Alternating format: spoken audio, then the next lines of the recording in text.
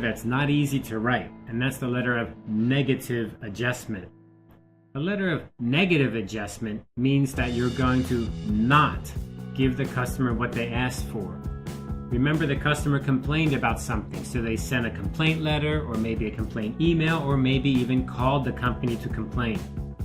They asked for something like a refund, or a coupon, or a free repair, or something they asked for, but you're going to have to say no. In that case, how can you write it and still succeed at keeping the customer, which is the real goal? We want to keep our customers, not lose our customers. Well, let's look at what's possible in the letter of negative adjustment. A positive letter of adjustment is quite similar to a negative letter of adjustment. They have the same kind of format. However, they're quite different in some other ways. I think the first thing is be absolutely sure that the problem really is not the fault of the company. If you're going to refuse, if you're going to say no to the customer, you really should make sure that you're correct, that it's not your fault. If it is your fault and then you say no, well, that's going to make the customer quite angry. And these days, that can cause a lot of trouble because of social media. They can go online, go on YouTube, go on Facebook, and begin complaining about your company quickly. You don't want to have that happen. So you want to at least make sure that you're not at fault. Of course, a letter of positive adjustment you want to make sure too, but you know it's not such a big deal because you're giving the customer what they want. In this case, you're refusing. So the least you should do is be extremely careful. Make sure that you're not the one who made the mistake. It's not your company's fault. You need to let the customer know that the request cannot be granted. That's really the core point of this letter. Try to keep the customer's goodwill. That's really the goal in the end. We want to keep our customer. We don't want them to become angry, do we? This is the only chance of keeping the customers, writing this letter. This news is always going to be bad news. There's no way to change that. You cannot say it's good news. But we can at least try to make it less bad. What does less bad mean? Not as bad as it could be. You can always make things worse.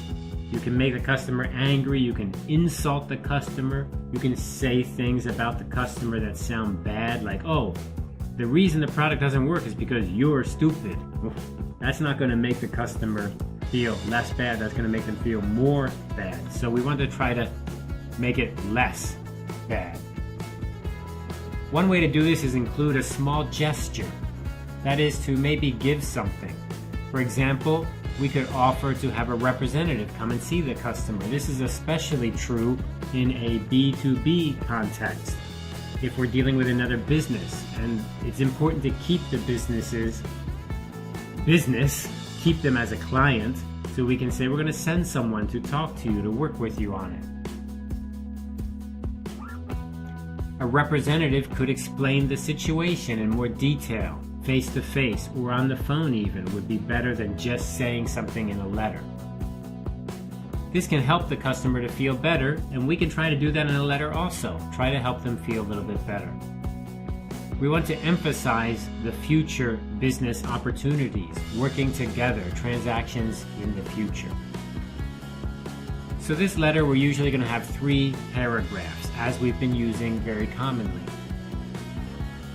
We want to avoid making things too complicated, so don't use words or terminology or vocabulary that's very complex. Don't do that. That's not good.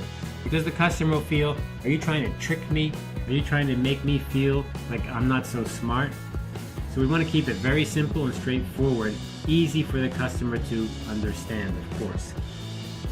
The reader will quickly be alienated or feel like they're strange if you make them read something that is complicated.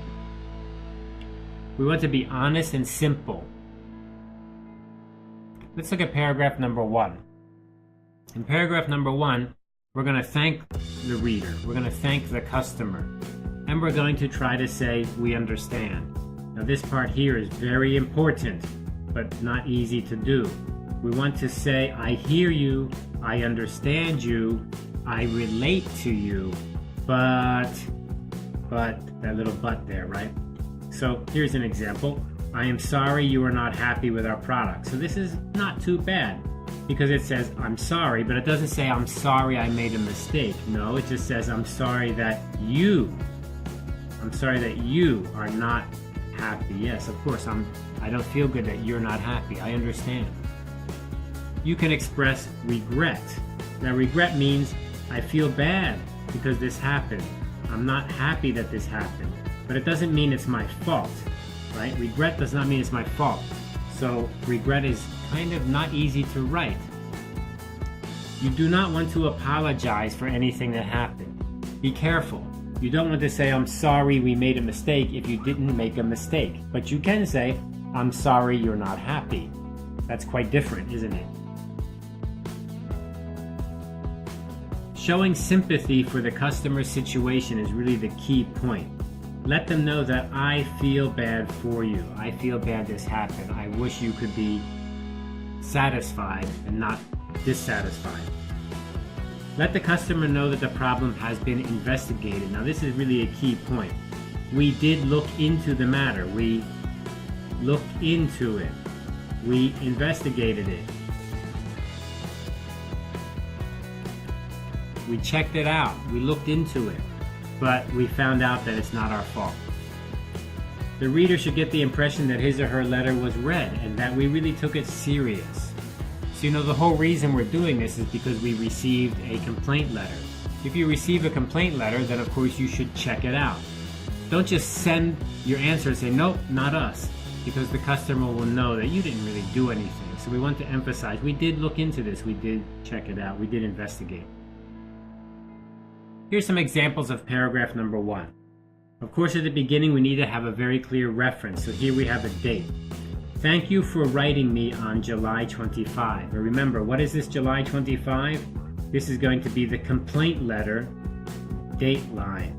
So this is the date line. And this thing here, what is this? This is the complaint letter. Customer sent us a complaint letter, and this is the date, July 25. I was unhappy to hear about your problems with your new computer. I contacted the store you bought your computer from after I read your letter. This is a great little example. I'm unhappy. That doesn't mean I'm sorry I made a mistake. No, I did not make a mistake, but I'm unhappy that you're unhappy. And I did do something. I contacted the store. I talked to the people there right away.